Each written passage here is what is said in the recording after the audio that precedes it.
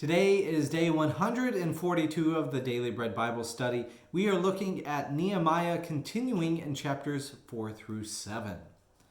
Now, as we mentioned last time, not everyone is excited that the walls of Jerusalem are being rebuilt.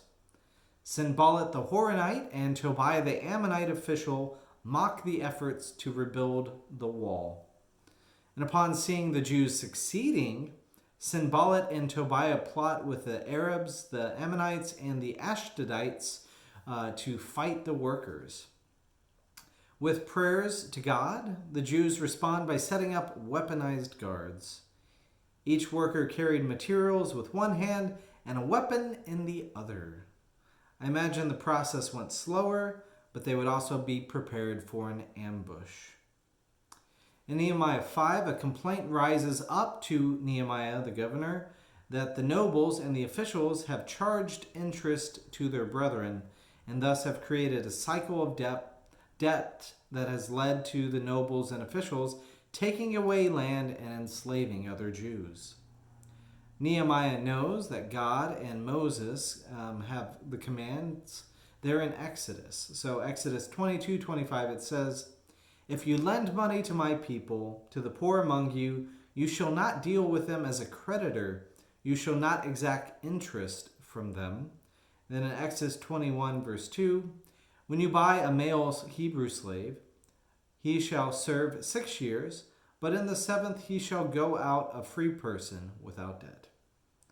Thus Nehemiah says to the nobles and officials in chapter 5, verse 10, "Let us stop taking interest.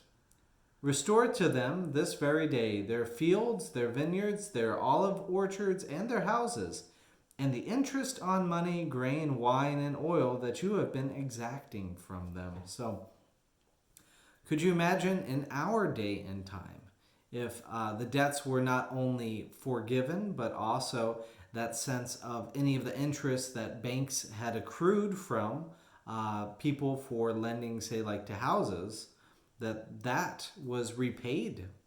So truly remarkable for their setting and for ours. Now Nehemiah cares about the well-being of his people and also notes that he does not act like the governors who came before him. In Nehemiah 5 verse 15 it says, "The former governors who were before me laid heavy burdens on the people and took food and wine from them, besides 40 shekels of silver. Even their servants lorded it over the people, but I did not do so because of the fear of God." So in chapter 6, when the walls were complete, Nehemiah perceived treason from his enemies. The enemies, led by Sanballat and Gershom the Arab, seek to tell King Artaxerxes a story in which Nehemiah leads the Jews in rebellion as their king. Nehemiah denies the claim and encourages the people to continue working on the walls of Jerusalem. The cohort of enemies then hire a Jew to make Nehemiah seem like a coward. And they're saying that there are people coming to take your life.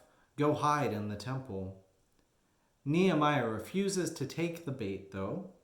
We learn that the wall is completed and that Tobiah had many people in Judah bound by oath to him and was trying to use the nobles of Judah to get rid of Nehemiah.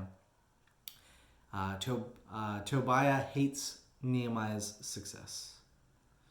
So in Nehemiah 7, upon completion of his appointed task by King Artaxerxes, Nehemiah resigns as governor.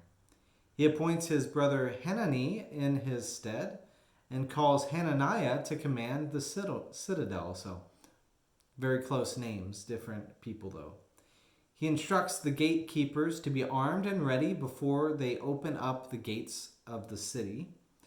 And Jerusalem may have a gate, but the city is under-inhabited by Jews.